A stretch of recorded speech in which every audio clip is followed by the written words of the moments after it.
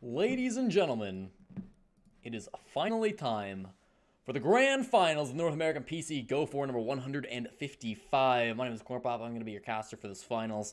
We're going to be watching Skeptics versus Freaks. Two groups of individuals looking to take home the championship this week.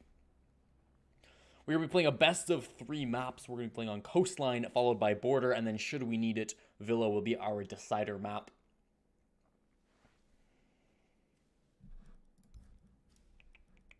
Here on Coastline, this was Skeptics map pick. We obviously just saw them play this map, so they're clearly very comfortable on it. They just finished playing on it. They should be very used to it. Freaks had a very long match, as I'm sure you're all aware. So they would not have been able to watch that VOD. And the Freaks semifinal game was not streamed, so similarly no VODs for Skeptics to have been watching in the past half hour or so, should they choose to prepare that much.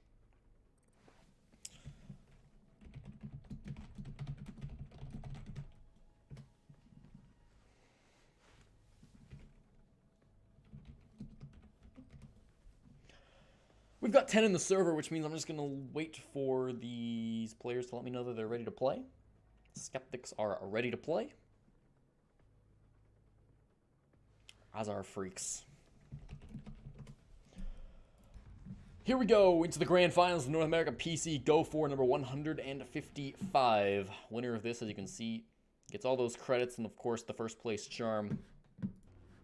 Skeptics and Freaks will start us off with a ban phase.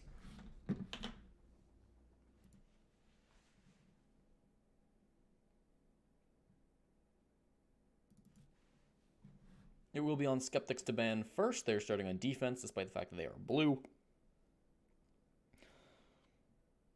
I have fixed the stream, hopefully, so there should not be any more lag. I do apologize from before.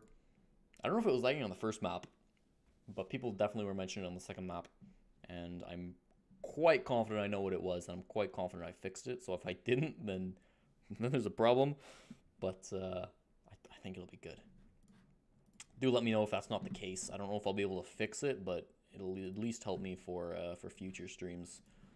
I can start working on figuring out what it is. Glass and Blackbeard both gone. Blackbeard a little bit interesting one. Definitely good on this map, but oftentimes you'll see teams go for like a Ying or something instead. Maestro going to go as well. Again, a little bit strange.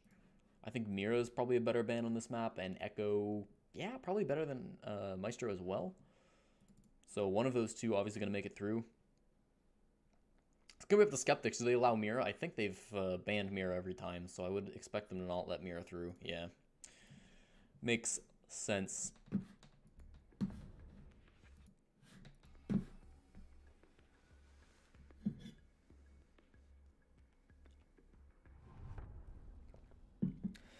I'm reading chat, but we are on a 3-minute delay, so if anything is wrong, if I'm pronouncing anybody's name wrong or anything like that, do let me know, but please give me 3 minutes to respond, because I can't respond right away.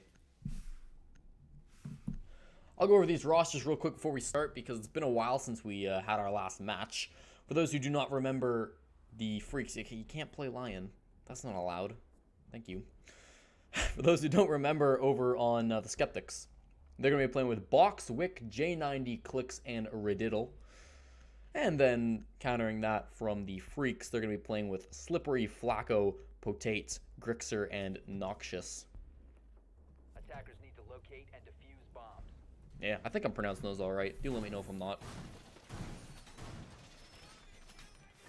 Starting on kitchen service entrance. Location of a bomb.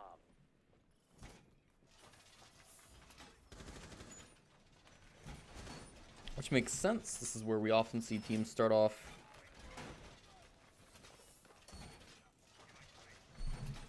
On this map. In terms of operators, they're not bringing the Echo, which is a little bit weird. Specifically on this site, he's really good, but just in general, Echo is quite a powerful operator. So it's very strange when he's left unbanned and also not brought. 5 seconds remaining. Perhaps they think that the guys they're bringing are more important. I don't know necessarily that Doc is the most important operator, but they're going to be using it anyways.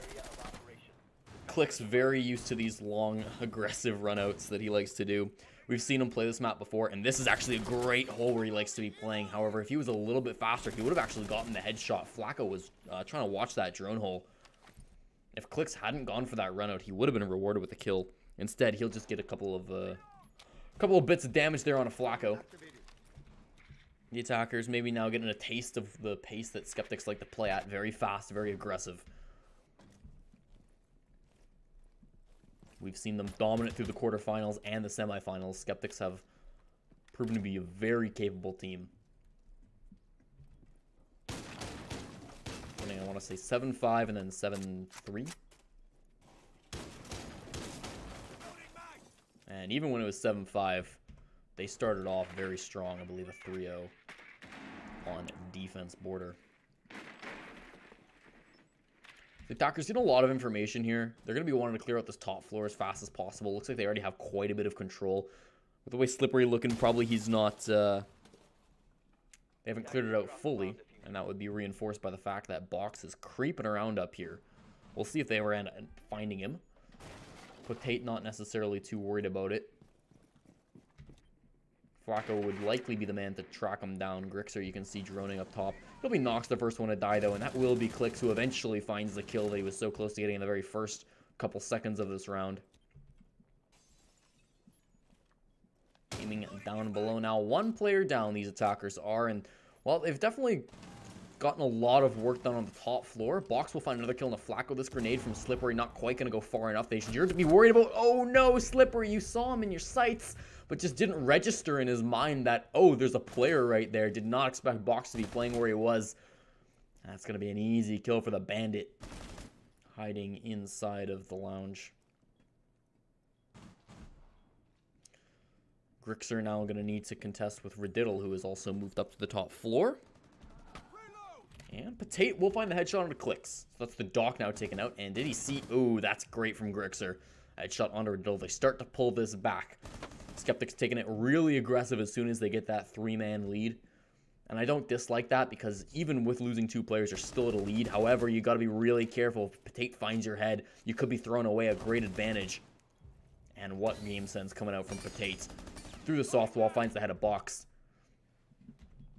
Now he's trying to play these floorboards as well. And they don't have diffuser. It is downed outside.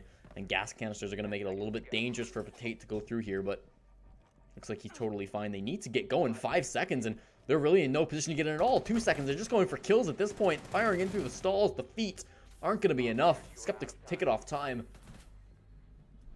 And I would have liked to see them go for a plant there. They likely wouldn't have gotten it without dying. But maybe some support from the Ash. And I don't know. Freaks that... didn't have to die to time there.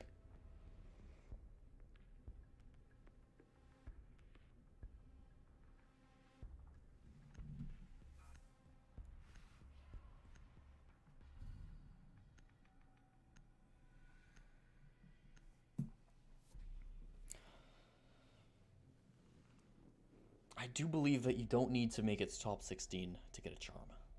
To get the participation charm, that is. I believe it's just given out to anybody.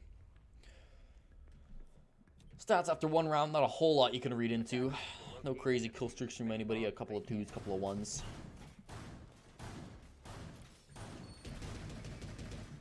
Hookah Billiards is going to be the call. This makes sense. It's the same order of bomb sites they chose to go up to when they first played on this map. Attackers have discovered the location of a bomb. They have brought Box on the Valkyrie. And I believe it was Box last time who we saw on the Valkyrie. Like to put a lot of them downstairs, if not all of them. I think that's going to be what he's doing again. 10 seconds left. Perhaps in the kitchen, not a bad spot at all. The bars as well. Able to create little holes here to put them in. They'll be easily spotted, but you can see people in both the rooms, of course, so can be very valuable. Clicks is doing another spawn peek, but nobody's gonna peek him there. He will not get seen. He will not see anybody. He could peek really aggressively, and he would see some people, but I don't think he's gonna be that ballsy. At this point, it looks like everybody's on the roof for the attackers, so. Yeah, and Grixers is waiting back. He would likely be able to spot that run out and get the kill for it, get the punish. Potate perhaps a spawn or prime victim, but now they've caught him off on the drone, and he's gonna think twice before he runs out again.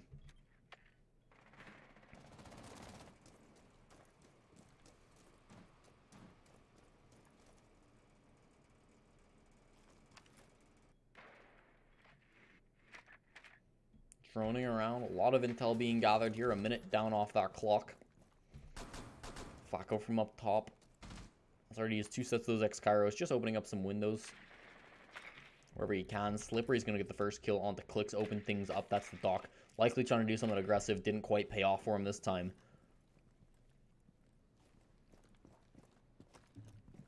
And after he got the first kill last round, he'll get the first death this round. Potates some free ADS kills with that Twitch drone. No worries at all taking those down. And they'll start to get in towards Aquarium. This is where the push is going to be coming from. And they'll likely be here until the end of the round. Of course, you got to watch out for luggage. Got to watch for any flanks. Noxious going to be one of the men worried about those flanks. Of course, downstairs also, you can't be too safe at all. Still 4 defenders left alive. That's plenty to try to collapse in on you. Some goo mines being thrown up by Wick. It was an impact grenade that initially scared them. Oh, and downstairs in the bar, it's a gunfight. Grixer loses it 4-on-4. Which loses quite a bit of HP. Rididdle also going to take a gunfight and win it. Box, I don't know what happened with him, but he sure didn't win his gunfight. He's going to get reset with a smoke player. Oh no, J90, that's not what he wanted to do. Going for the reset, just shoots his teammate and he will die. It's a 3-on-3. Numbers all evened out, but Wick makes sure that it's not even for long. A headshot onto Flacco will put him down, and it's just Noxious and Potate. But they get that plant. Potate takes a lot of damage to get it. But regardless, the plant is down, and that's going to be good enough for now. If they get flanked here, they could be super susceptible. Here comes J90. Will finish off Potate with a very little HP. And now pushing forward is J90. Won't win it, but from behind. Exactly what I was talking about, the flank from Rididdle. Just needs to get the disable, and that will be the round favoring Skeptics once again. Defenders have disabled the bomb diffuser. Bomb defusing attempt failed. Defenders win.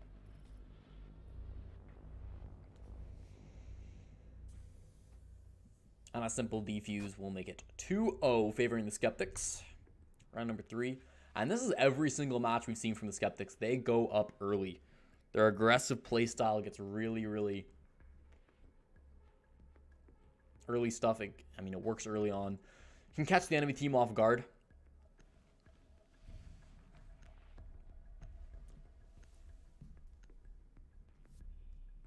And oftentimes it takes the teams a few rounds to figure it out. It takes the teams a few rounds to figure out, okay, this is what they're doing. This is how they like to play. Not only they have started on defense every time we've casted them too. Attackers need to locate and defuse as many bombs as they can. Well, they're going to move on to the bars. Blue bar, Sunrise bar. And while this wasn't their favorite bomb site, I believe every time they defended it, which was only one time, they were successful in doing so, and it was pretty dominant.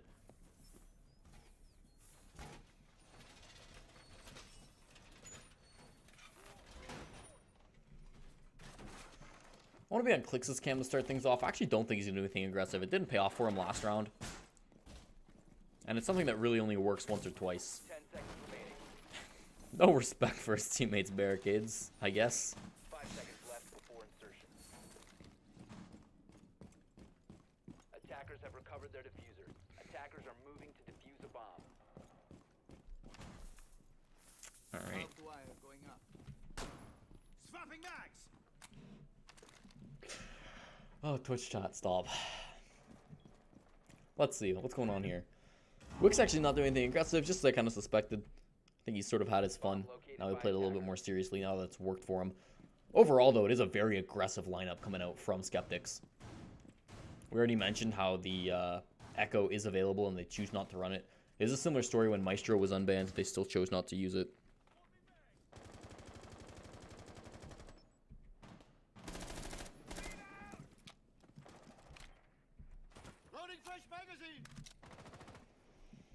Gonna start to work their way in towards the bars now. You can see Nox is working in the pool entrance.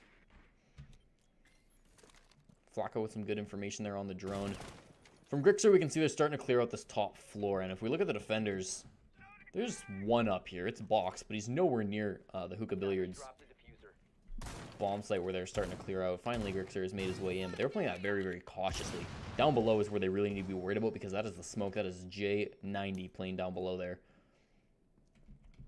Attackers recovered the bomb. Flacco will actually get the initial kill onto Wick, however.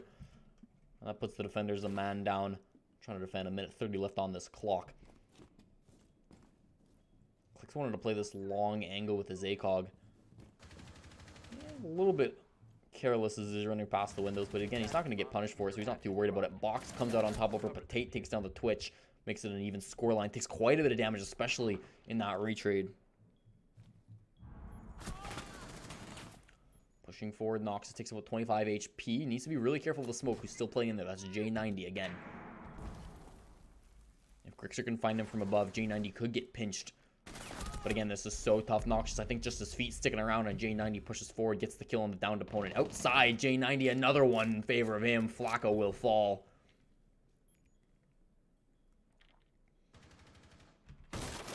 And Slippery does not care to be quiet. Grixer maybe taking the opposite approach, coming down the stairs. Again, they have a lot of people to try to take down. Just leaving the default cam alive. Keep himself a little bit stealthy. Obviously, it's not being activated right now, so his position's still currently unknown. He kills the camera at the same time, tries to fire at the man inside the bars. Doesn't quite get the kill, though. However, the camera's gone, so that's something. Slippery from above still has yet to find anything. Grixer trying to play through these holes as well, but these go both ways. If they're not careful, J90 on the other side of him can punish. Slippery dropping downstairs. They're totally aware of what he's doing. Rididdle takes him down. It's a 4-on-1 Grixer trying to go outside of the hookah deck, and at this point, I think he's just content to move on to the next round. Operators, you are out of time.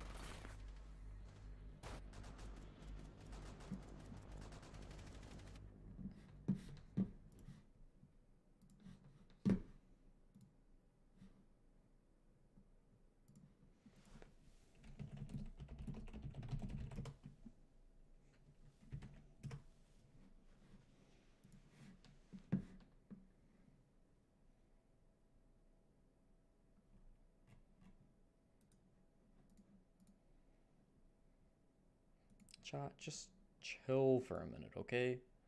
Just chill for a minute.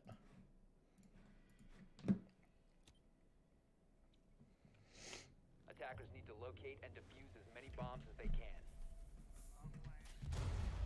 We go to kitchen service entrance.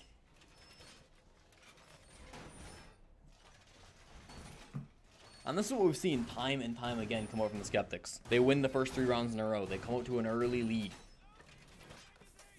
And generally, they're pretty good at turning that early lead into a victory. We've seen them win twice now tonight.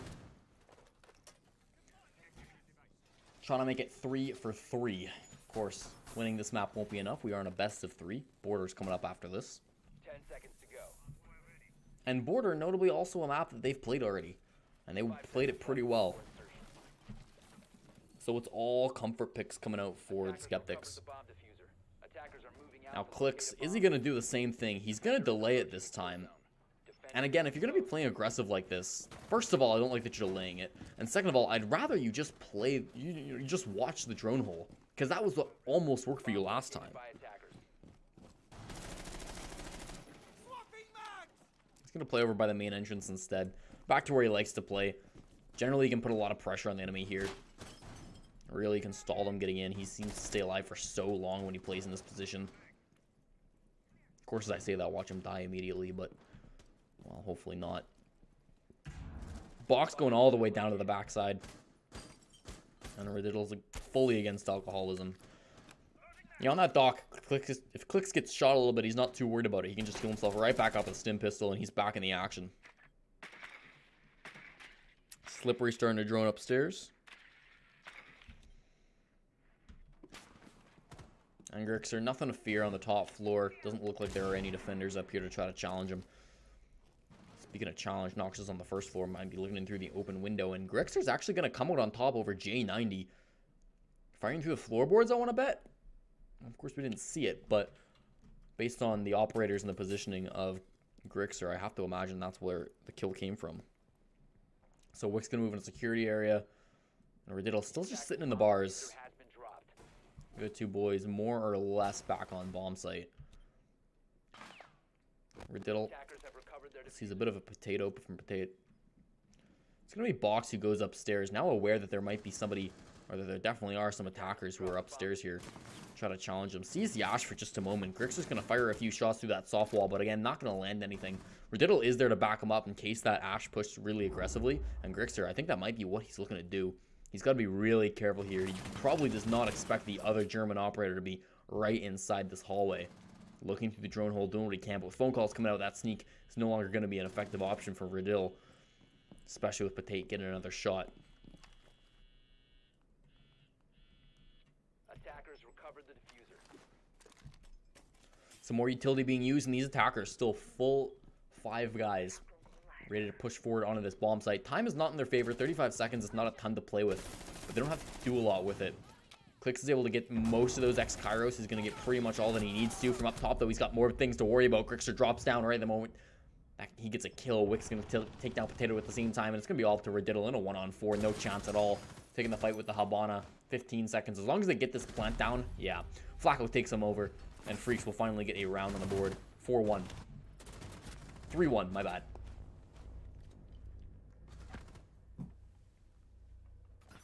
So that was their best bomb site. That's the primary bomb site, the one they liked going to. They're going to have to change it up. Or not. It's always interesting. Despite the fact they lost it, they're still going to choose to do it again. This is the same thing that happened when they lost Hookah the second time in the second map. In the semi-finals, they still chose to go back to it rather than playing one of the other bomb sites which they were currently undefeated on. I have to imagine if they lose it again, they'll be kicking themselves and they'll try to move over to Hookah. But regardless, this is the call for round number 5. Attackers need to locate and defuse as many bombs as they can. See what difference in operators they're bringing this time. They are going to have it clicks on the pulse rather than the dock. Very different roles. Probably not going to be playing anywhere near as aggressive. And I wonder if he's even going to be playing in the same position, because last time it was his sort of primary goal to hold down main lobby. And he didn't do a bad job of it, honestly. He stayed for pretty much the whole round before he eventually lost the gunfight to the man up above him. But that was more so just his teammates losing top floor control and him not really being able to claw it back. However, you know, there's arguments that maybe he should have still been able to win that, or at least backed off to a more safe position once his team had lost that.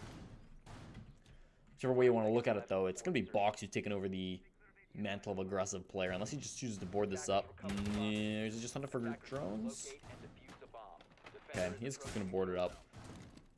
Little risky, but I don't think anybody could have made it in time and shot him, so he's safe and sound. Riddle, again, playing in the Sunrise Bar. It's pretty far off site, right? It's a bit strange that he's playing so far away and also not up top. It gives him a lot of opportunity to rotate, so he can push up top, so he can push to the second floor if he wants to.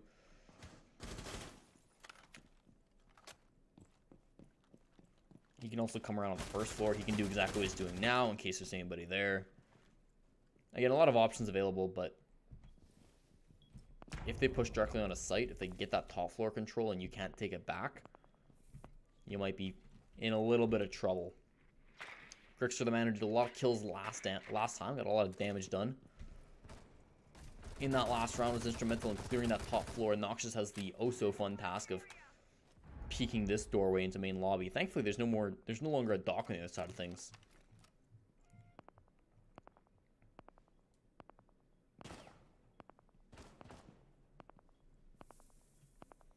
Crick's sitting in toilets, not a whole lot exciting going on there. Could go for a C4 eventually, but at the moment, doesn't seem like that's what he wants to be doing. It's pretty hard to land something like that unless somebody is standing really still. So I don't blame him. A bomb has been located. A minute 30 and not a lot has happened. There's obviously a lot of top floor control from the attackers, and they're getting a lot of info with these drones.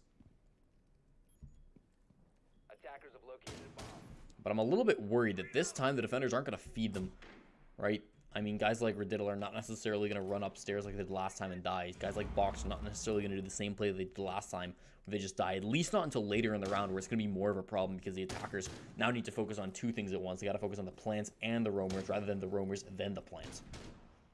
Dealing with both at once is going to be a much bigger issue for them. Oh, the nitro cell being thrown at Slippery. However, it's delayed by the fact that he's putting a skeleton key in his brain. Didn't get enough for the kill. Of course, Click still fully alive, but taking a takedown for Diddle makes things a lot worse for the defenders. Also, J90's taking a little bit of damage from something. His phone's going to go off, and Click's still looking at a Hall of Fame. He might need to back off now. Grixer finds the headshot eventually on a J90, finishes him off. Took a lot of damage for that, and now that I'm saying this is exactly it. 30 seconds left in the round, and Box will come upstairs. An easy kill onto the Twitch, but Tate not paying attention. 2-on-4. That's only the first player down on the attacking side, though, and that's still a huge deal because these defenders are not large in numbers. Box in the main lobby, creeping around. Will find one kill, but at the same time, his teammate does fall to Grixer. It's a 1-on-3. Flacco going for the plant. I like the idea for this run out, but he just can't hit the gunshot that he needs to. Slippery gets the kill, and Freaks will take round number 5.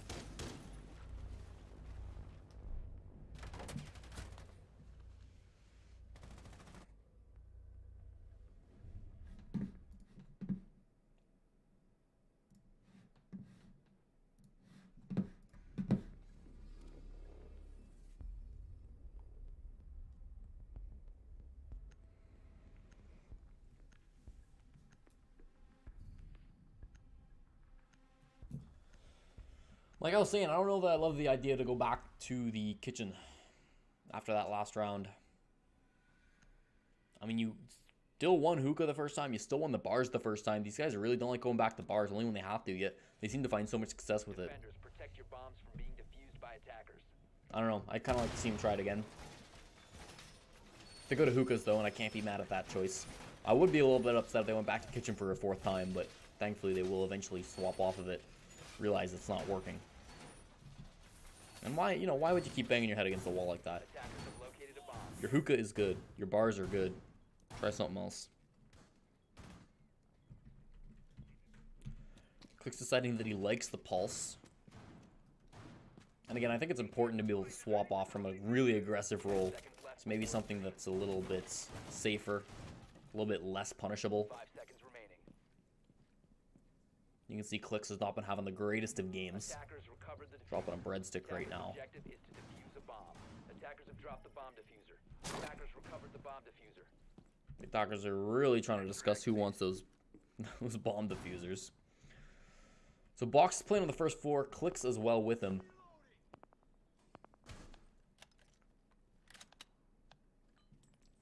Neither of them really in any position to find somebody, though.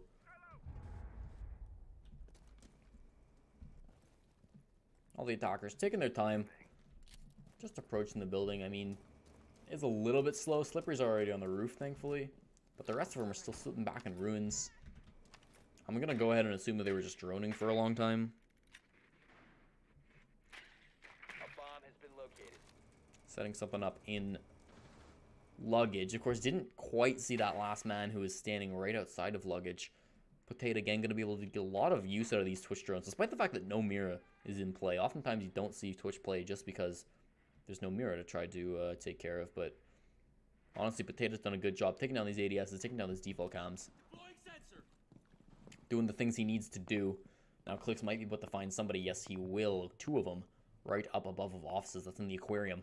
A 3rd as he sees them all drop down, and now he's realizing, okay, well, I gotta be careful. But phone calls ring out, and this is the classic play with the phone calls. As soon as the attackers start to enter into an area, these guys who are really just willing to pounce need to rethink their strategy. The attacker's bomb diffuser has been dropped. Another logic bomb. The final logic bomb will come out.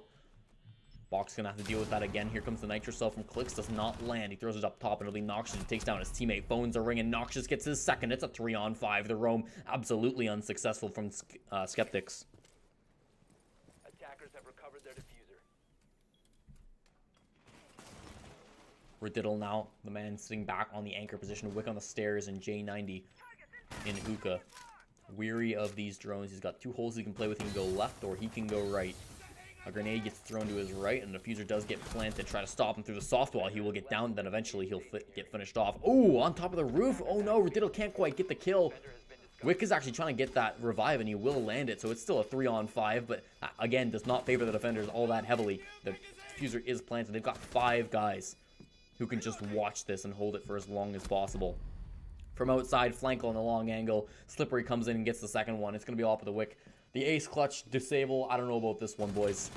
Wick's coming forward. He'll get the first one to Slippery in the aquarium. He gets the second one on Flacco outside, too, but eventually somebody shuts him down. It's going to be Noxious. He had a great round that round. And we're back to a tie game, 3-3.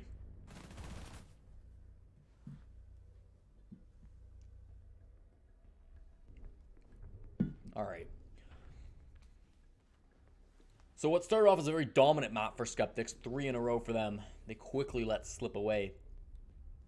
And again, this seems to be how it goes against this team, right? You start off really strong on defense. Skeptics do their shenanigans, they do their runouts, they do the things that Freaks or whatever team they're up against aren't going to be expecting. But then eventually they get figured out. Freaks play a little bit smarter, they slow it down a little bit. They say, no, no, no. We're not going to get fooled by this. Clicks wasted no time going on to the always fun to play against Ying.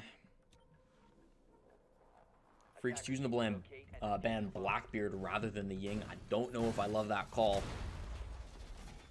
Every other team has banned the Ying up against Skeptics, and, well, we're about to find out if that was an important call or not.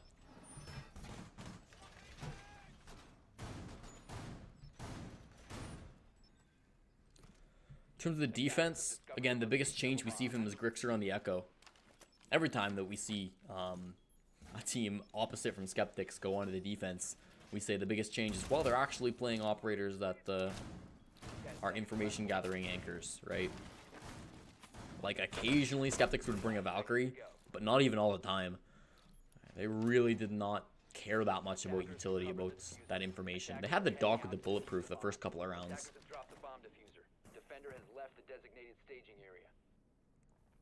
Flacco with an interesting black eye that he's put outside the building. Not uncommon. Probably going to be spotted by the attackers. Yes, it will. There it goes. But even the fact that it went down, it's not that big of a deal because Flacco still knows that somebody was out there. He doesn't want to push off of it, but he could have.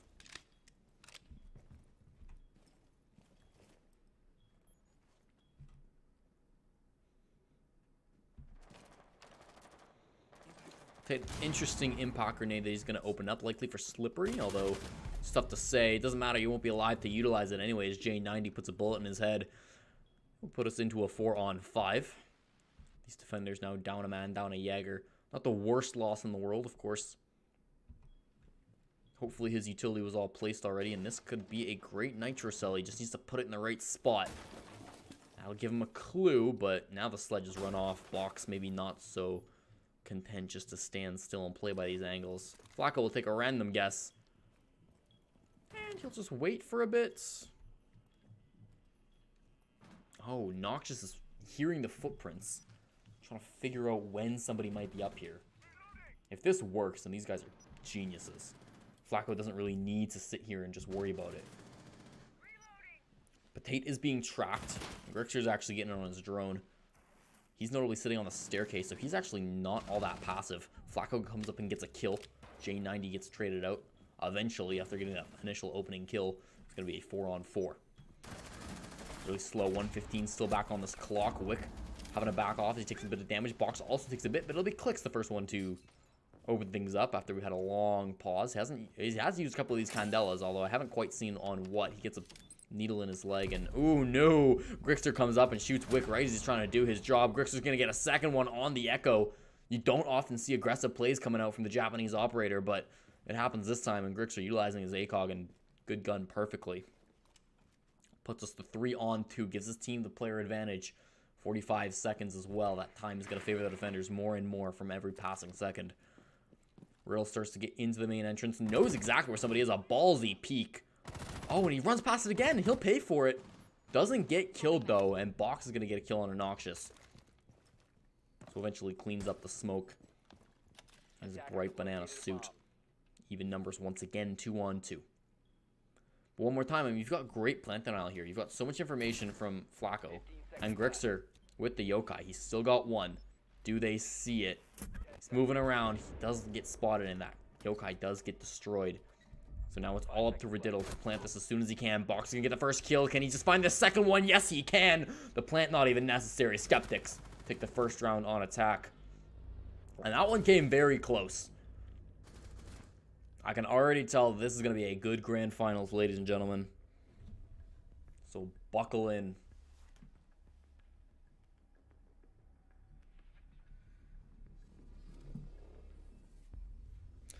Seems no team can rack up more than a 3-round streak.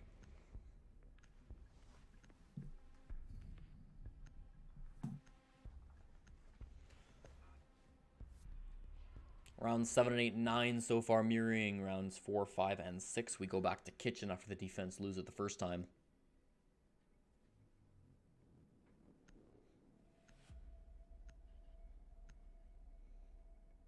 And Clicks, maybe he was thinking about swapping. Didn't have time in the end. He used the 6-pick, but whether one likes it or not, he's going to be stuck on the Ying.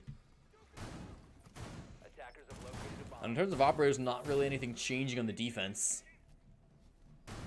I don't think it necessarily needed to. That last round was close enough that I do agree with the fact that they're going back here.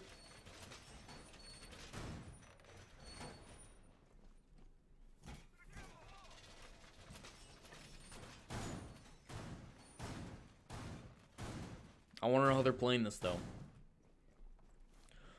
Potato last time playing up top was really effective. Right up until he died. 5 seconds to go. Slippery, I think, has been good. Let me take a look at stats, I suppose. Attacker's objective is to defuse a bomb. Yeah, honestly, everybody on the Freak side of things pulling their weight, at least to some extent.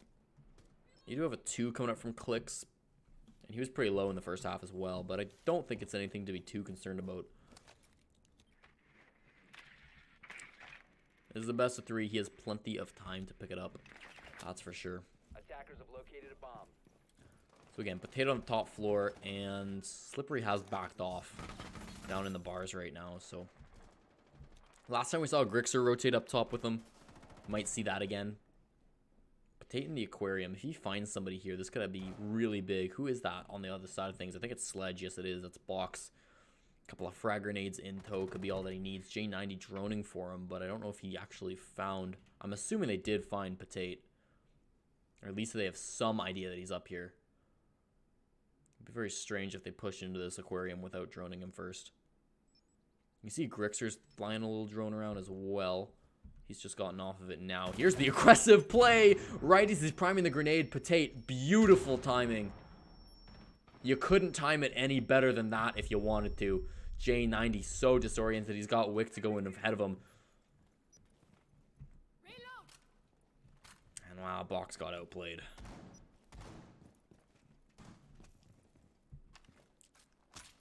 Clicks doesn't want to run downstairs. There is somebody right down there, but he'll just set up the Claymore instead. Cover his backside, watch his flank. Wicket's doing a little bit of tracking onto the Legion. Looks like one person was down. It was Riddle to Grixer. Again, roaming off in the bar is a very interesting place to be playing the Echo when you're defending on Kitchen. The Echo's going to walk himself into probably a more standard place to find an Echo on this map. Specifically on this bomb site. And with a minute left to go, the attackers have fully shifted their approach to this top floor. They want to be playing it top down. They do have a bit of soft destruction. Of course, you've got the shotgun on Jackal, and of course, you've got the breaching rounds as well. Candelas, I believe, can also go through those soft floors, so perhaps. Oh no, J90 could be in a lot of trouble. They know exactly where he's at, but he takes the gunfight and wins it anyways. The power of the Ash. Slippery is going to go down and makes this a 3-on-4. Going to start approaching in. The Candela is the first ones to be used in this round. The last round, he used them very, very early. This round, that was not the case. J90 gets another one onto Potato. Both kills on his team now favoring him in through down below. Clicks will get the headshot onto Flacco. Nice and easy from him. A couple more smoke grenades being used, but oh no, all of his teammates are starting to die. Grixer's getting the kills that he needs to. Grixer's obnoxious. Finishes it off. The Freaks strike back, take round number 8. We're still about a tie game.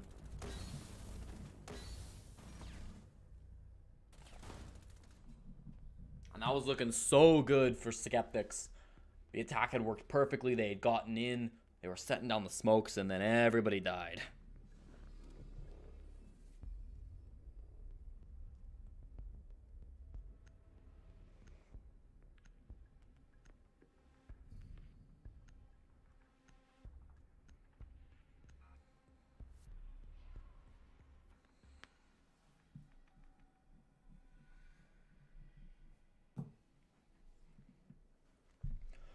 So now we'll go to Hookah Billiards, the first bomb sites other than Kitchen we've seen since the half swap. Box moving over to the Thatcher. Attackers need to locate and defuse as many bombs as they can. Might have just been going for the sledge specifically to counter any sort of a castle. Seeing there's no castle, deciding that he'll go for something else instead. That Thatcher going to be quite useful to attack onto the Valkyrie. It's going to be good against the Mute. It's going to be good against the Goo Mines. It's going to be good against the Echo. I think it's a great 6-pick.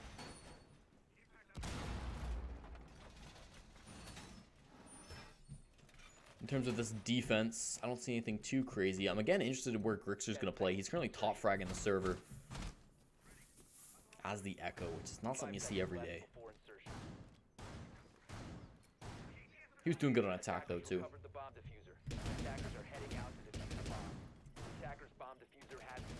So Potate is right now upstairs.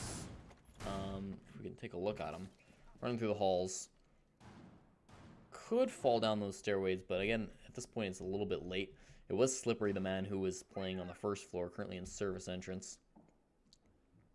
Potate might be able to hear some of those footsteps up above him, depending on how quiet things are in his Discord call, or mumble, or whatever his voice server of choice.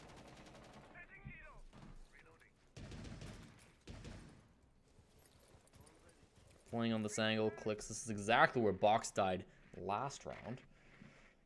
But this time nobody is there to try to peek you, and with the bomb site being right there, it's a much different story. It's a much different angle to be playing.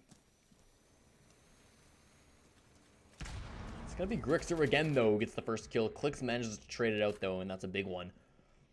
With no more Echo on the field, that's gonna make those yokais pretty much useless. Basically just stationary cameras at this point. Not hard to see, but you don't have to worry about being disrupted from the plant. It's really big. Oh, and a long angle. Should be a free kill for Clicks. He does get the down. Or does he? He just dropped down. Oh, never mind. I thought Noxious had fallen, but he's just going to lie down on the floor. Going to be perfectly healthy. And these defenders still slipping around. Is Slippery currently moving the blue bars. And he really wants to play this hole because that's the default plant spot. And being able to get under there, mess with the attackers, that's going to be really important. I mean, he is on the Jagger, so he doesn't have any throwables, which would be nice if he had a C4 or something. But a gun will do just as well. Here comes some Candelas now. Again, as long as Clicks is careful from down below. Oh no, what is this lag? Oh, Clicks, I feel so bad for you. I hope you're not about to disconnect from the server. Yes, he is. That is so unfortunate. Wick will get the kill on a Potate, even out the numbers after that disconnect, but everybody's just running forward through the smoke. Flacco takes down Wick after he initially gotten a kill. Flacco with another one. It's a 2-on-1. Left all up to the Habana. Habana's going to get one. It's Rididdle. The headshot on the Flacco. Slippery with the trade, though, and he'll be able to get this disabled. And you got to wonder how that might have changed if Clicks hadn't disconnected halfway through that round. Very unfortunate. Disabled the bomb diffuser. Bomb defusing attempt failed. Defenders win.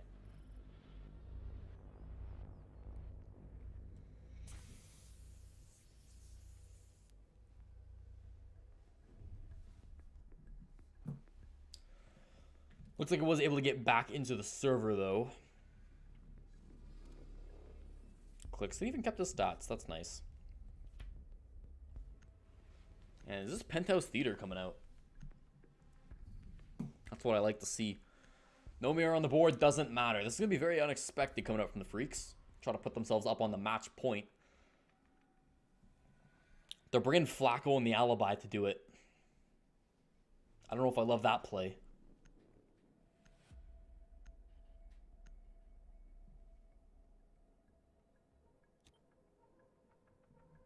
Attackers need to locate and defuse as many bombs as they can.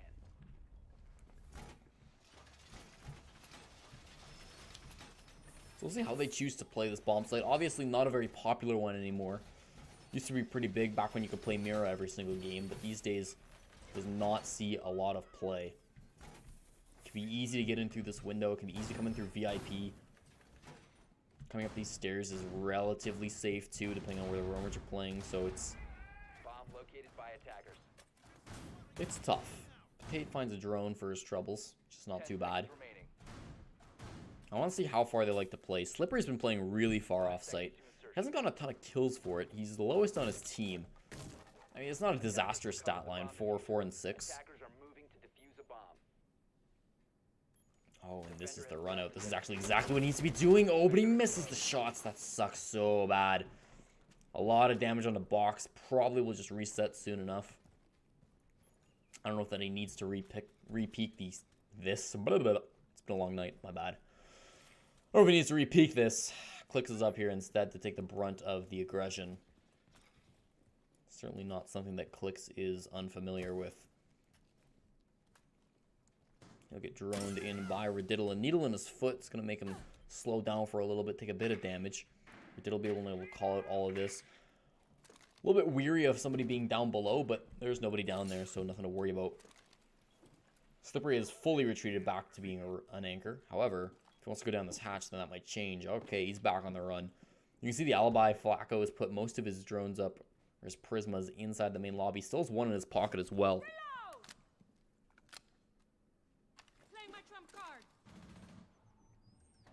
Gonna throw it out now, and that could actually be a great place to put it. I think it's J90 on the staircase. Yes, it is.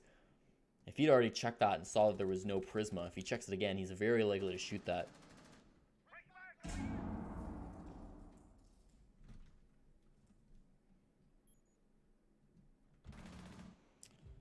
Tate gets the first kill onto Clicks, and Box also going to get down at the same moment outside of main entrance. That's an easy follow-up, but I don't believe they know that he's downed. So it'll be Riddle who goes to try to save the day. Knows somebody's here in main lobby. Very smart to kill the alibi, but on his left, he'll die. Slippery slips around and gets the kill. It's going to be Wick now, the next person to try to feed into this main lobby. Doesn't necessarily know where he's at. He's in the cameras. Oh, no. Got to be careful. He just runs right past. Sure, why not? J90 will fall to Tate. And this looks like it's going to be match point for Freaks. It's a 2-on-5. They're trying to get into the main lobby again. Box about to find Slippery. And Slippery comes out on top with a headshot. Wick, the last player alive. Slippery comes out on top. Hardcore in that round. I don't know exactly how many kills he got, but it was a lot. Well played by the Jaeger main.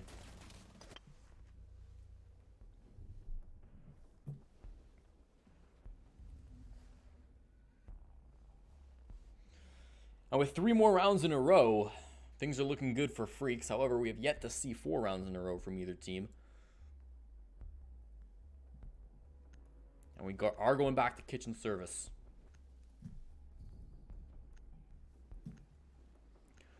This is their primary bomb site for the Freaks, but it's also the first one that they lost. Right? Because they lost on kitchen, and then they played kitchen, hookah, penthouse. Attackers need to locate and defuse bombs. Preferring to go penthouse rather than the bars.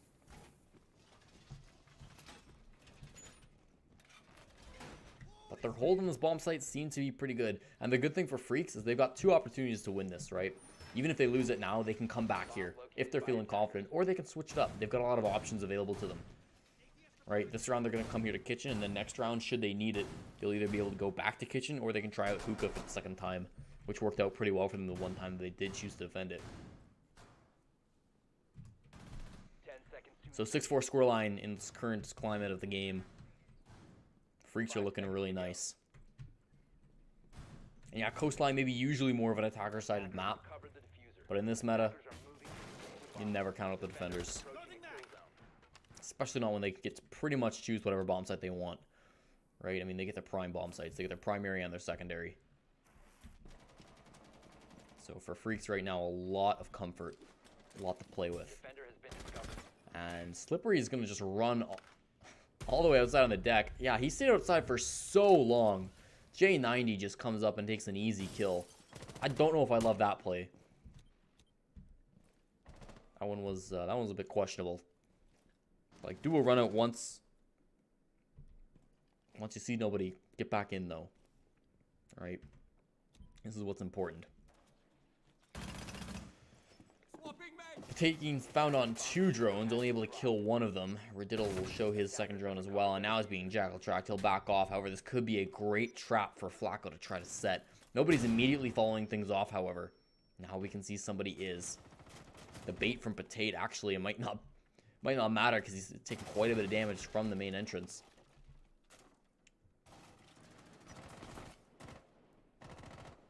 And it doesn't look like they're even worried about pushing downstairs anymore. Flack is kind of just watching nothing at this point.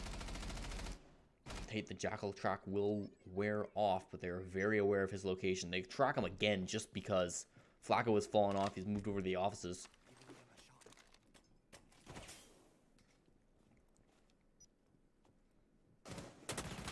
He jumps up, and he's in a real tough spot. There's players above him. There's players inside the doorway. He's going to jump forward and just try to do as much damage as he can, but Riddle eventually takes him over.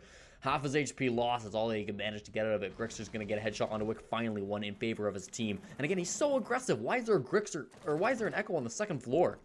The way Grixer plays his operator is so strange, and it has been working, but I'm not sure it's going to work for him this time. The Ash playing it so patiently, and that'll pay off. J90 falls. Pay off for Grixer, that is. And meanwhile, this whole time, Noxious has been chilling in the bomb site. Just sitting in service entrance, not too worried about anything. Clicks takes down the teammate. Clicks takes down another one. It's been a great round for him. It's going to be all on the Noxious to move his team into map number 2. However, it does not look likely. The Skeptics in a 3-on-1. They do have a player down, but he is able to get picked back up. In 30 seconds, that's quite a bit of time. Here comes the first Toxic Babe. Doesn't manage to hit anything, and it'll be Clicks with a 3K this round. Keeping Skeptics alive in this first map. Round number 11 goes in favor of them, and they'll go to round 12. So, okay. The best bomb site. F4EAKS, the one that they seem to favor, does get lost. That's 2 out of 3 times they've lost it. Do they go back? No. Hookah Billiards is the call. Okay.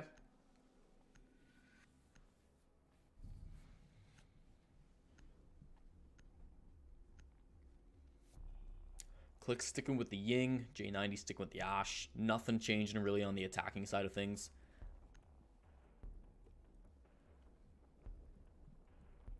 Slippery going from smoke over to pulse is interesting. Attackers need to locate and defuse as many bombs as they can. I don't recall if he played pulse last time they defended this bomb site. I think he might have.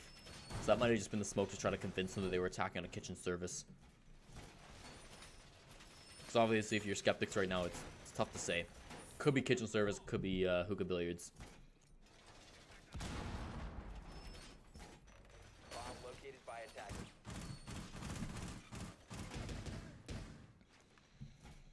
Hookah billiards is generally slightly harder to defend than kitchen services. I mean, it's just the attackers don't gotta go far to plant, right? It's literally just in one doorway and they're pretty much in, because they're always gonna have this almost for free, the aquarium.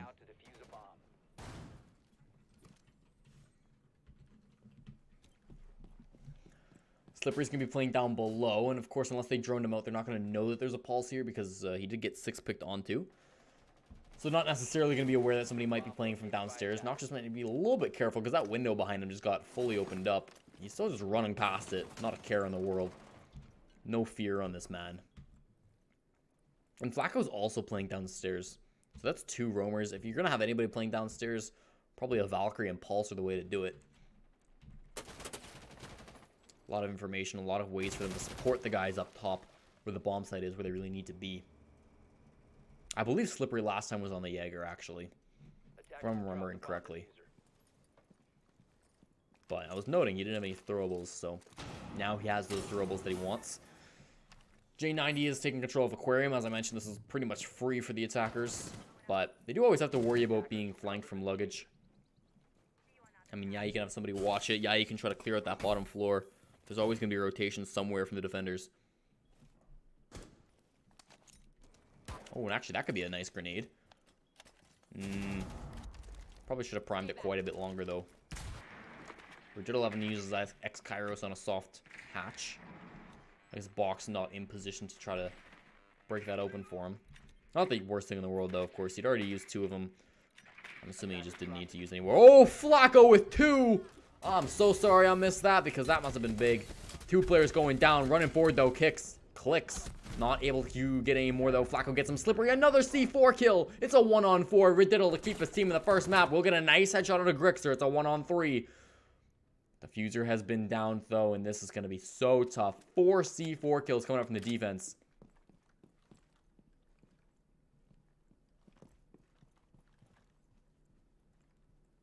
And with 55 seconds, Rididdle is going to take his time, use his drones that he can. No doubt these defenders are going to be looking for him. Slippery, I think he just found him. Seems like he did. Rididdle, of course, cannot necessarily know that somebody's down there. Although it seems like he does. Throws down the flash, and now he'll try to take advantage of it. Slippery maybe being a bit blinded, but no. Freaks will take the first map. And we will move on to border.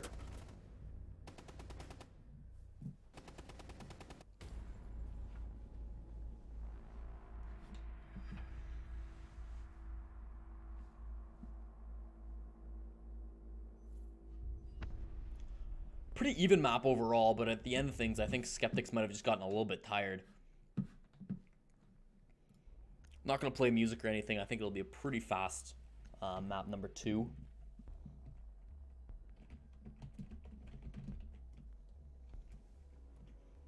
Or at least it'll be fast to get into map number 2, I should say.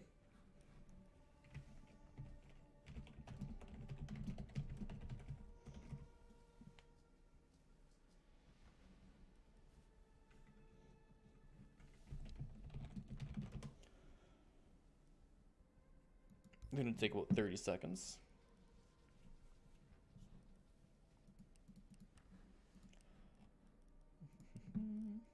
All right.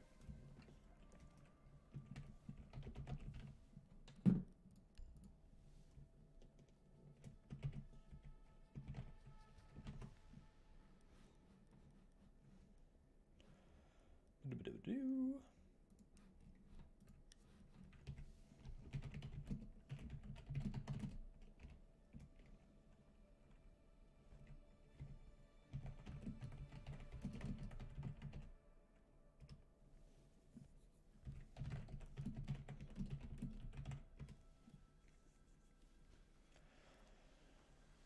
Flacco and Grix. Alright, we're going to wait for Skeptics to ready up, and then we can go live. There they are. Map number 2 coming in. Oh, I got to change it on the HUD too. Freaks taking the first map. That's the first map we've seen Skeptics lose all night. It's the first one that they have lost all night. Moving to border. Again, we've seen this map before. This is one that Skeptics played in the quarterfinals when we watched them. Oh, I should reset the bands.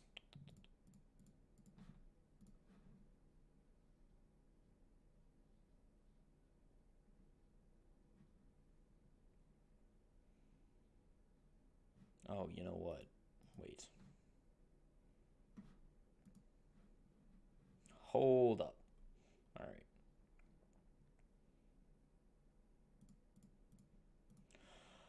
Glaz and Blackbeard both get banned. Oh, what? Hello? Hello? OBS? Oh, I see the issue. Okay, hold up. Glaz and Blackbeard, so... Blue banned Glaz, perfect. Orange banned Blackbeard, perfect. Maestro gets banned from Orange. Perfect. Just ban out Mira, and I don't have to change a thing.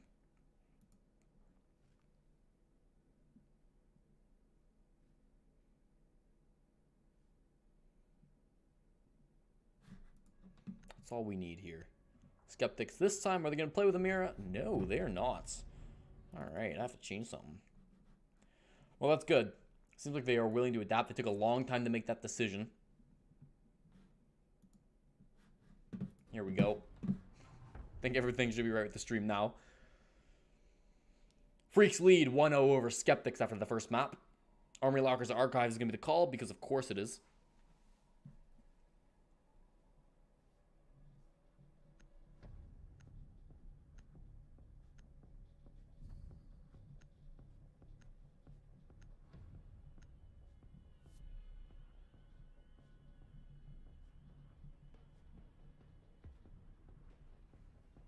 All right.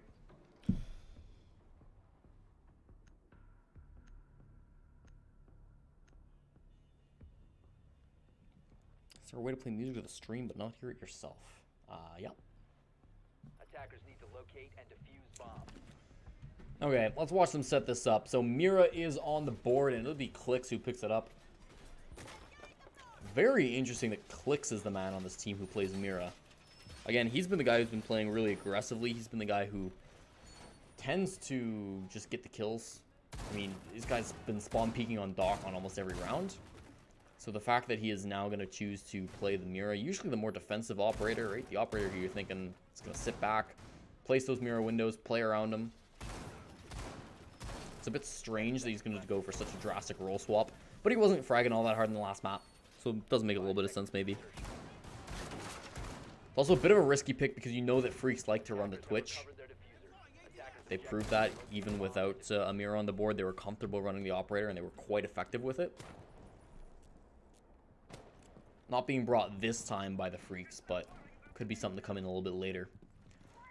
We'll see if this is going to be more of an office take or if it's going to be more of an Armory Lockers the wall take, as I like to call it. I think it's going to be more of a office take based on where they've all spawned, but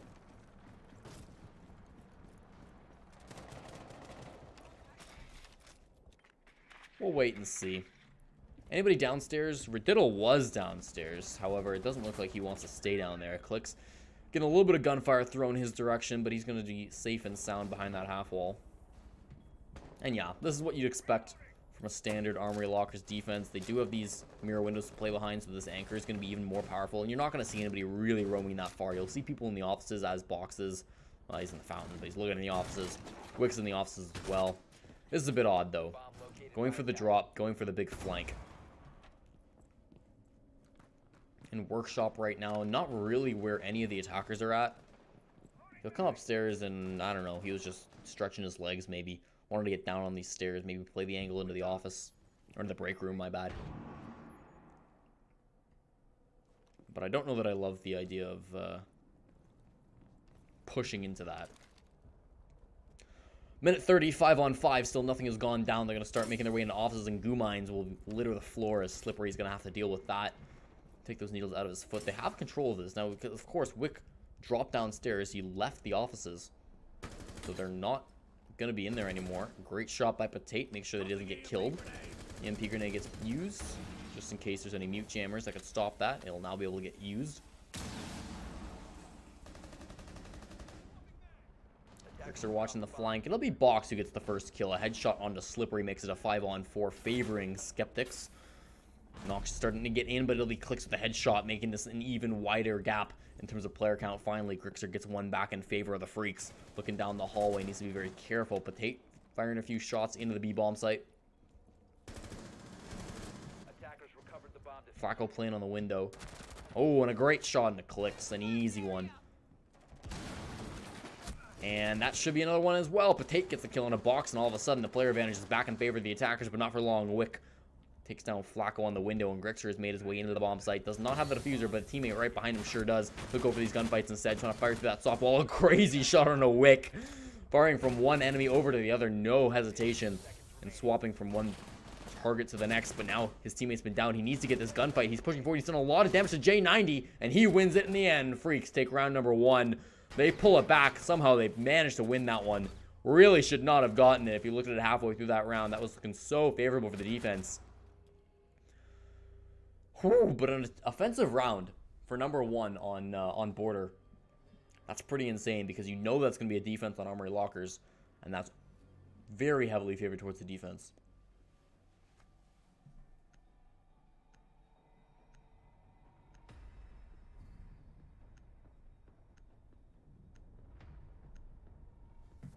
But it was close.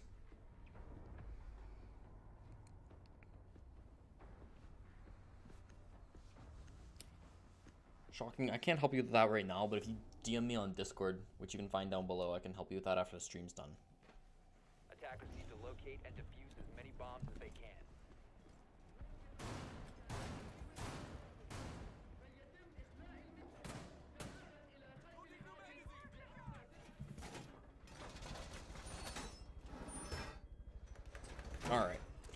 Round number 2. It's the same setup.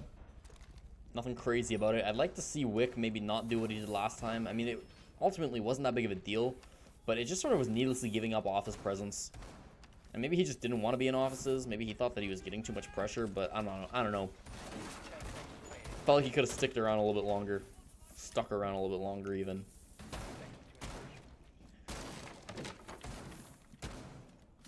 Attackers recovered the diffuser. Attackers are moving out to locate a bomb. The setup is a little bit different this time. You can see Clicks has opened up the fountain wall. One of them, at least. I'm imagining that J90 is going to get a window to himself as well. Just in case they choose to take it not through offices this time, but through the wall. They've all spawned in the same place, though, so it's likely to be another office take.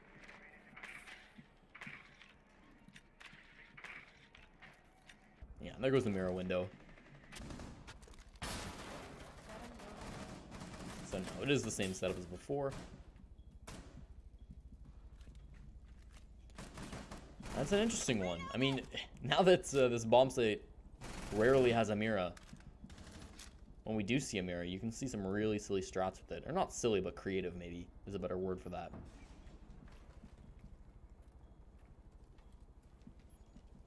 You can see this defensive team really wants to extend their hold into the offices. I think it's a good idea that they're doing so. Attackers have dropped the bomb diffuser. Attackers have Again, recovered Box the plays this P12 with a silencer. We saw this, I think, in the semifinals, too. A little strange. Can't say I can agree with that, but whatever floats his boat, I suppose. Ooh, and there's a great angle for Patate, but he's not able to find the shot. In the end, the Mira only escaped with about 30 HP gone. Box the bandit trick will be able to keep himself safe and sound. Slippery down 1 exothermic charge. Now he's going to have to be very careful with his second usage of it. The attackers bomb diffuser. And this is a great way for Skeptics to adapt, right? Because they saw that this wall got opened up really easily last time because they were bringing a Thatcher. So this time you'll have the bandit sitting here, shock wires in his pocket, and he'll be able to bandit trick. And he gets it a second time. That's both of them down. Nox will just come in and kill both of them, though. So maybe it doesn't even matter if he's getting the bandit trick. Nox is getting all the kills that he needs to. Comes forward, he's like, got a third, Rididdle will fall. And he's already in onto the bomb site. There's only 2 more for him to find. He's actually going to drop down below to be able to do this a little bit safer, trusting in his team that they can close this out, or at least survive long enough for him to rotate. Still down below. It'll be Tate who takes down Wick, and it's going to be a 1-on-4. Flacco, sorry, gets the final kill on a J90, and Freaks with another kill. A very dominant round this time. And just as I was saying, I liked the defense being hold up by Skeptics. It got countered really nicely. Like, fine, the enemy are using a lot of support. They're using a lot of this utility. They're putting up windows. They're putting up bandit batteries. They're tricking with you. Well, just walk around and shoot them. Do it the old-fashioned way. Why not?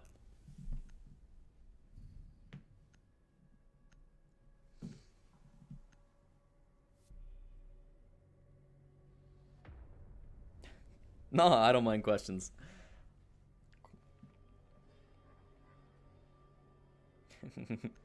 I can definitely help people with stream issues. I just can't right now. They go to Armory Lockers again. And I can't say I disagree with this. I mean, it's Armory Lockers. You're on border, right? This is the bomb site you're supposed to win. Maybe if they lose it a third time, they choose to go somewhere else. Like, maybe you check out ventilation for a round or two, see how that goes.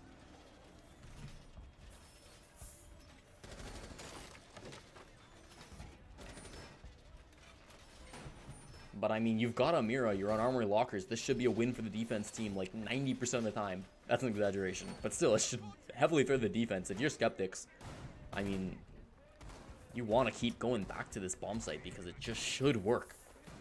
All right? All the theory says you go to Armory Lockers whenever you get the chance. 5 seconds left before insertion. Freaks, though, have been able to break it open twice, and that does not Attackers must locate does not look good for the team who still needs to find 2 map wins in order to take the series. I don't expect a lot to change from their defense. I think last time it was pretty good. They just needed to account for Nox rushing forward and killing all of them. bomb located. The mirror window's not changing any positions at all. Click's already put both of them up. I think Box is content to sit back and still do most of his bandit tricking. He has put a couple down behind him, but this wall that Slippery has been focusing on. And that's going to be a great start as well. Rididdle being able to take down Noxious early. Well, he can't shoot you if he's dead. That is a scientifically proven fact.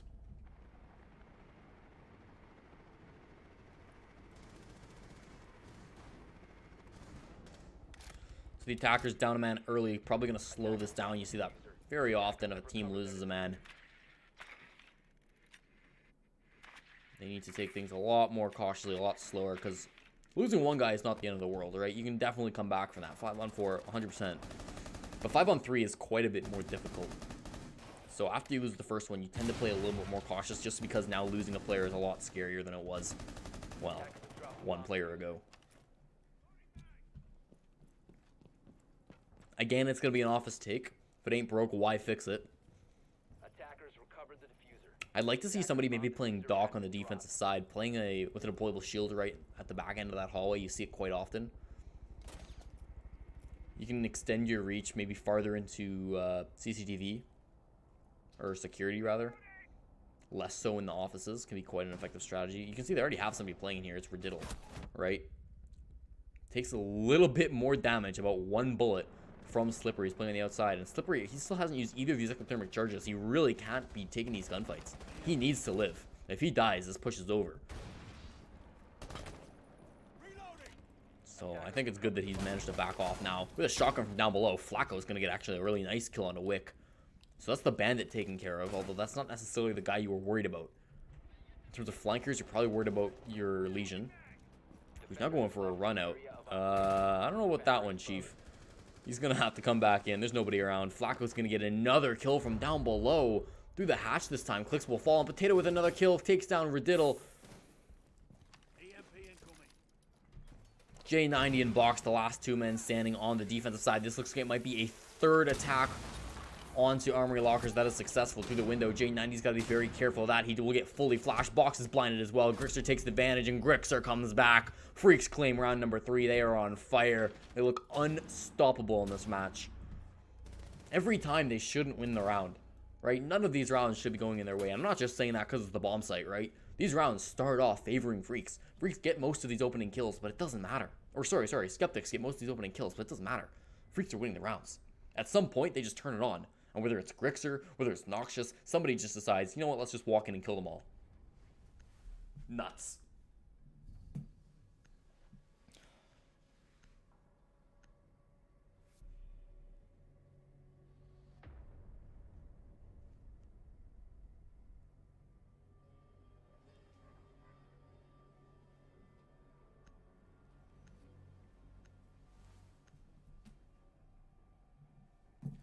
So now they'll go to Ventilation Workshop.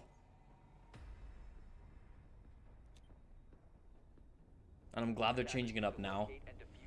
Honestly, I wouldn't even, like, pressure them too hard if they were still choosing to go on Armor Lockers for one more time. Just because it's supposed to work, but they were losing it so hard. A change has got to happen. I think they're going back to their roots. Rididdle's on the dock. Clicks is playing the Vigil. J90 is playing Smoke, but I don't know if has J90 ever played an operator on the Smoke, like, in this tournament that we've seen him? I don't know. He's nuts on Smoke, so he's totally fine to keep playing that. Wick is on the castle. I mean, this is an aggressive lineup, right? No more Miras, no Maestros, no Echoes. I don't care. I guess those two were banned, but nothing else. Okay, we're done with the passive operators. We're done with the anchoring. Right, J90 can hold it down because we know he can ace clutch if he needs to. But the boys are ready to farm.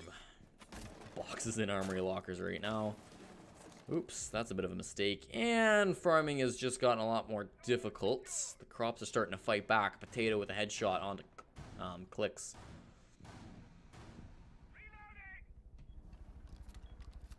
That's one for the vegans. We're coming around fighting at this window in Tellers, and it's so why are they fighting in Tellers right now? I mean, this is only a Skeptics defense where they're fighting in the Tellers window, and he's pushing that too. Slippery's gonna get a free kill onto Wick, and I don't know if this is gonna be the play. I like they're changing something up, but honestly, maybe this just wasn't it. J90 being having the site opened up right in front of him, he's gonna try to take it a little bit aggressively, but doesn't commit to it fully, keeps himself alive, basically just gives away his positioning. It'll be boxed to get the next kill from up top on a Noxious. but eventually finished off in the hallway. It's going to be Grixer up top who gets the kill. 2-on-4 now. J90 still down in the workshop trying to fire on this. I believe that is Slippery. Who's on the other side of this angle? Here's Softwall. Actually almost got a headshot. It was a little bit closer.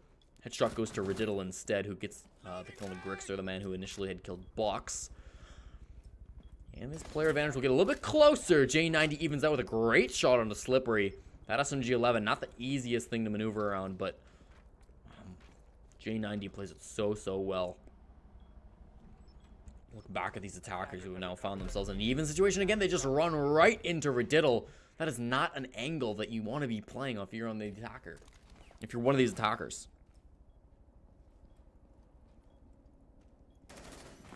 Flacco needs to find somebody here. Nope, not quite. 55 seconds. He doesn't really need to rush this. Obviously, he does not have that diffuser, so he doesn't want to leave it too late. I mean, he's probably just going for kills at this point. Almost got one there. It's a little bit lower. A little bit reckless with that shotgun hole. He really wants to get this kill. Oh, that could be an easy one, but nope. Radiddle comes out on top. And great clutch factor from the two remaining players on Skeptics. Finally give their team a round. Maybe they're just not an Armory Lockers team. I don't know.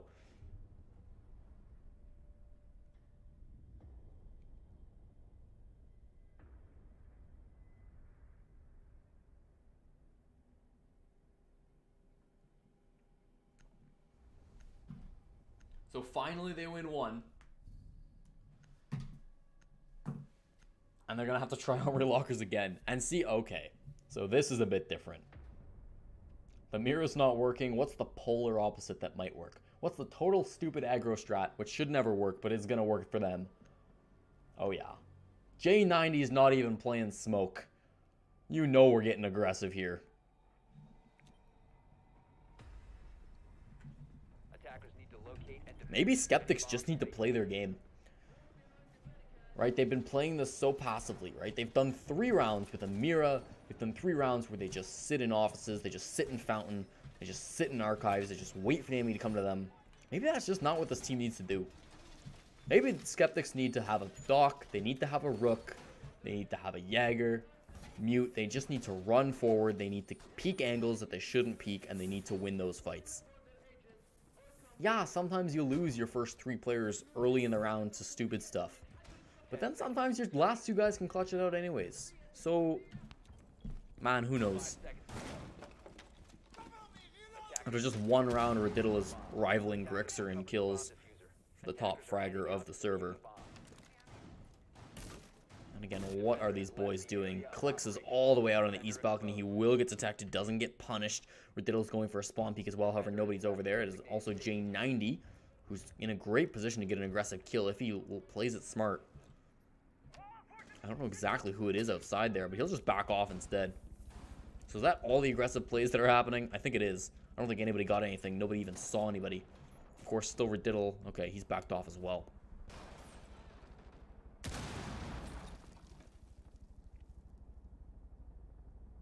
Hasn't backed off far, mind you.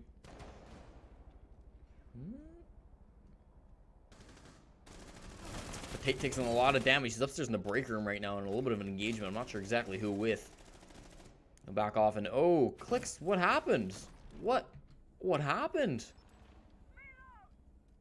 There wasn't even really a gunfight going on, was there? That is so unfortunate. You're trying to get your team back in the swing of things. Maybe Clicks is just trying to get some aim practice. Oh, and Radiddle's about to get a free kill. Yes, he will. The face of Potato a little bit too close to that wall. Wix has been downed over in the Armory Lockers, though, and that's an interesting place for him to be down. He can get picked back up, but it all depends. It was the bait. Flacco was watching that whole time. And it'll be down to the French operators to save this for the Skeptics. Flacco will eventually kill Wick right before Clicks can come around and save him. Radiddle being shot by Grixer. It's the headshot, and Clicks will need to get 5 kills this round. 1 on his teammate and 4 on the enemies. Phone is a-ringing. Into the hallway. Cannot know that there's somebody behind that soft wall. Phone is still going off. Where are these attackers? About to throw another phone call in, coming through the Armory Lockers wall. Looks like that phone call was just poorly timed, so that Clicks was still disabling the first one when it got used. So watching the angle down below, got the down into Grixer. That's something. You can work with that. Of course, you didn't know that you got that. Throwing out the impact and not confirming the kill is really rough, because now you think that you didn't get it. Oh, he's pushing up aggressively on the left side. There's no way they should be able to get this, but he's just coming forward. He does not commit to the kill. He goes pull out the pistol. Now sees that the player is down. It's going to be a one-on-one. He just needs to get the defuse, but Noxious can just come on in. Noxious needs to actually move here. Very careful. Noxious walks forward. Eventually, the headshot comes out on a Clicks. Freaks win round number 5 and put themselves up 4-1. Very close to being able to clutch from the French. From the Rook player. But just doesn't happen for him that time. Very unfortunate. Moving to the final round before the half swap.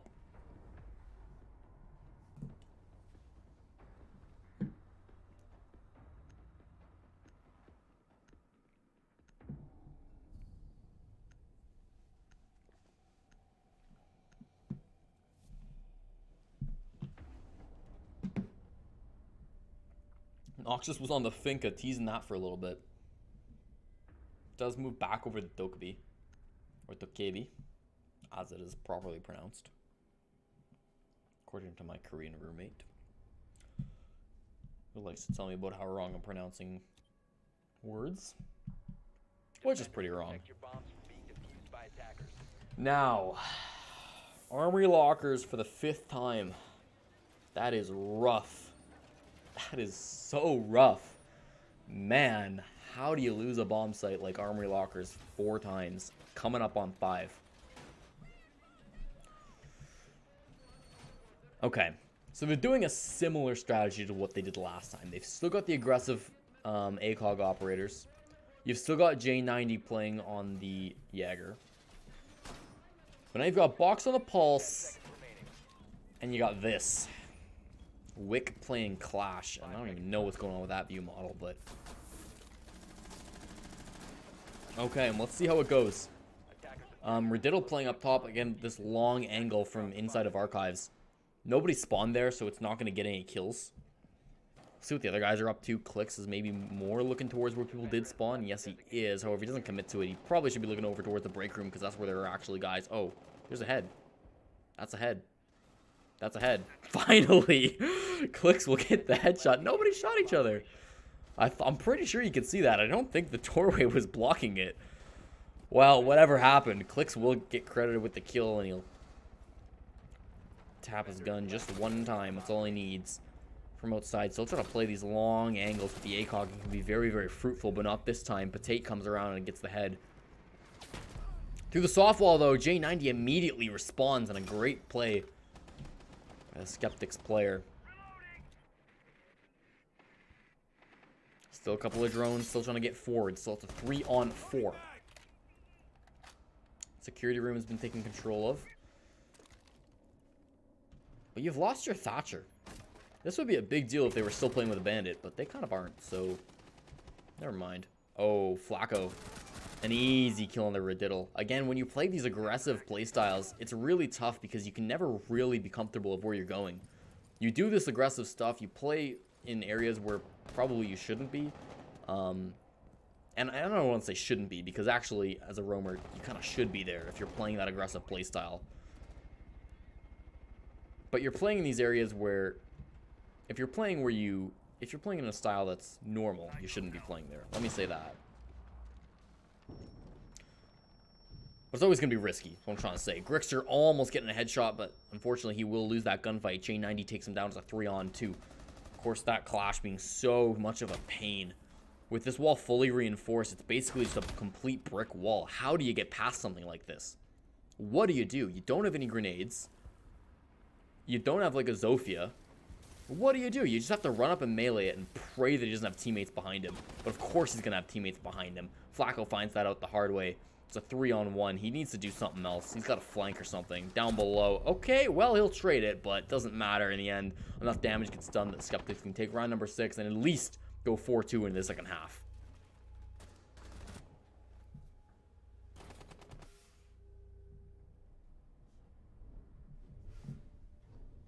So it took pulling out the clash and it took round number 6, but eventually Skeptics find a way to defend on armory lockers. Oh no, and J90 will leave. Probably going to be a rehost then.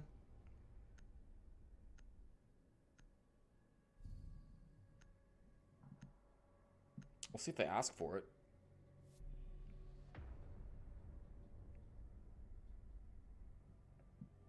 They're playing it out.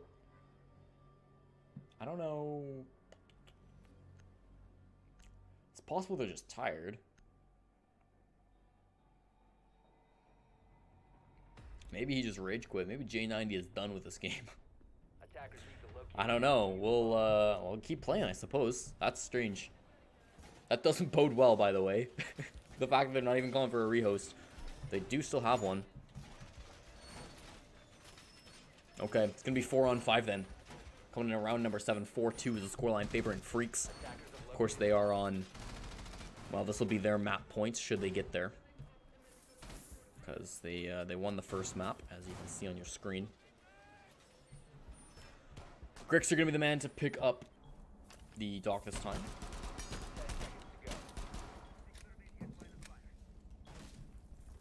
5 seconds left. So Grix are on the dock. Of course, we have swap sides, so this is all going to be new operators for everybody. Nox is playing security room. Okay. He's just really having a good time breaking open those floorboards. Maybe stuck around a little bit too long. He's going to have to back off. I think all eyes are going to be on Bach because he played Blitz. I didn't talk about it too much because I was talking about whether they were going to rehost or not. But yeah, no, 6-pick the Blitz. That's going to be the primary thing going on in this game. I've seen a lot of strange operators coming out from the Skeptics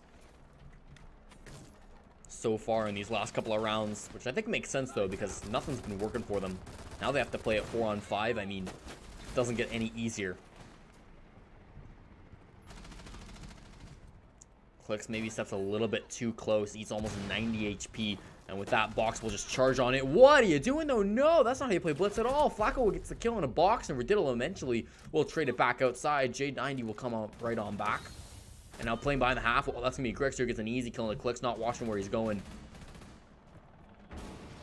Rididdle has found himself in a very strange spot. Wick gets a kill, but again, behind the half wall, nobody's looking. It's still Grixer. He has not moved yet. Rididdle, last player alive, won't be able to do anything at all. Freaks take round number 7. Right off a kill from Patate. What a fast, strange round. I got to imagine they just want to play for the Skeptics. They're not too concerned about about winning. I'm not saying they're giving up. I mean, clearly they still want to win this, but they just want to keep things moving, I think, on their end.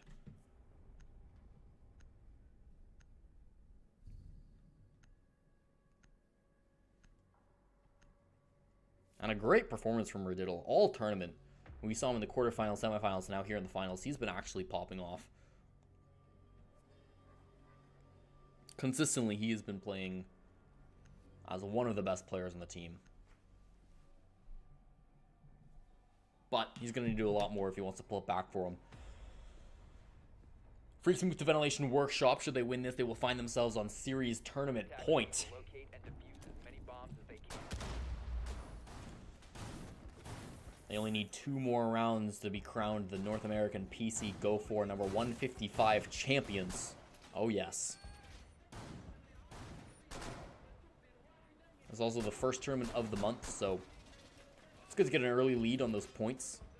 If you don't know how Go4s work, basically, if you do well in these weeklies, you get points, and if you have a lot of points, if you're one of the top 8 teams in terms of points, to be specific, then you get to go to the monthly finals at the end of the month and play in that. 5 seconds to go. Should have February finals coming up soon, I suppose so, eh? Because I don't believe they've been played yet. They're usually about a week into the month afterwards. So look out for that on this channel and others.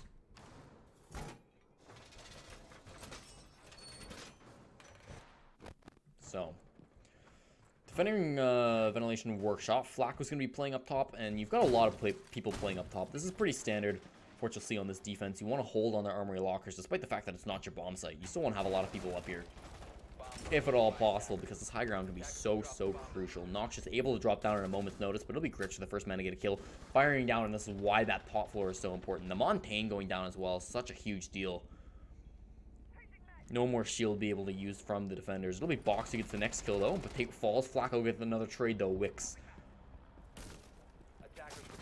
He's all to Rididdle, who's getting shot in the back. It'll be Clicks who gets the next death, though. Slippery drops right down on top of him and gets the kill for it. Rididdle in Box now on a 2-on-4. Back sort of against the wall. The fuse has already been down somewhat in the bomb site. It's going to be really difficult to try to pick that one right back up. Camera being taken down, nice and easy. Box gets pushed flank from back below. Flacco, a great job with a run out. It'll be Rididdle, can't even pull it back. Nox just gets the headshot, and Freaks are on match point.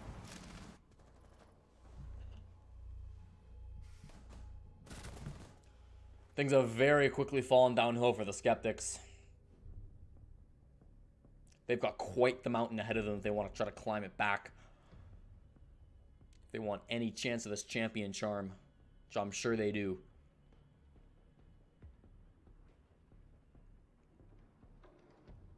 At least they won't get thrown straight into the fire, right? Their first job, win an attack on custom supply. Okay, not that difficult. I mean, not easy by any stretch of the imagination, especially against a team like Freaks who've been playing pretty great throughout this whole tournament. Obviously, if they got here, they've been playing well. So it's not going to be an easy thing in that sense. But in terms of the rest of your journey, this is going to be probably the easiest round you're going to get. Because after this, Armory Lockers open back up. In one more round, Ventilation Workshop opens back up. You've got to win, assuming you win this, 3 in a row where the defenders can go between Armory Lockers or Ventilation Workshop as they please. That's not good. But that's sort of the price you pay when you lose Armory Lockers 4 times on defense. You don't set yourself up for a good second half, let me tell you that. So since going to the offsite, Freaks, they're going to choose to play a more aggressive lineup as well. Playing maybe more of Skeptic style, but that's sort of just how you have to play this bomb site, right? There's not a great way to anchor down. 10 seconds remaining. It's not a great way to sort of sit back and relax, let the enemies come to you. You'll probably just get stomped. So they're going to choose to take this a different route. They're going to play it really aggressively. Watch Slippery right now. Oh boy, here he comes. If this... No way this lands. Thank God, that would have been stupid. He doesn't get it. Grixer will, though, and that might be just enough that they need. Rididdle answers back immediately, getting on a Flacco. That's really huge for the morale. However, through the doorway, Grixer might be able to find a second one. At this point, though, I think he needs to back off. He's going to lose this gunfight should the Ash continue to peek. Yes, he will. Just a little bit slow. Didn't quite see that head when he needed to, and J90 follows up with a headshot on a Slippery, leaving just Noxious and Potate left alive, sitting back at the bomb site. Very explosive first 45 seconds of this round. Now it's Flacco who has left the game. Very unfortunate coming forward, but Tate will take down Riddle. And this time you definitely cannot rehost. Nox is about to find some players run right on into him, but Tate... Actually, the plant is going down while the defenders are right inside the bomb site. Push forward. Oh, behind both of them with the knife! Noxus will get both! Now it's a 2-on-1. This is still very winnable despite a player not in the server, but Tate gets it! Freaks are going to close it out against all odds. There's no way they should have won that round. Good God. I agree, chat. Go4s are funny. Well, this was a very entertaining tournament. I hope you all enjoyed this grand finals and, of course, the matches that came before it as well. Freaks are going to win it 2-0 in the best of 3 series over the Skeptics. But that's going to be it for us here on this stream for the night. It's getting pretty late. What is it? Oh my God, it's 1 a.m. at my time. That's like 3 a.m. Eastern. Oh boy. Yeah, it's pretty late. You should go home, get some rest before you do that. If you like the stream, go ahead and follow the Twitch channel. If you use Twitter, that's in the top left as well as right below the stream. I would appreciate a follow over there if you are into that kind of stuff. If not, then, well, I guess I'll just see you in the next cast. Hopefully that'll be about next week during the Go4 number 156, or potentially Go4 finals. I don't know. If you follow my Twitter, you can get updated on that kind of stuff. Otherwise, though, I'm going to head to bed. You should as well. Get some rest. It's Monday tomorrow. You've probably got stuff to do. Other than playing video games. I'm sure. All right. Good night, guys. I'll see you next time.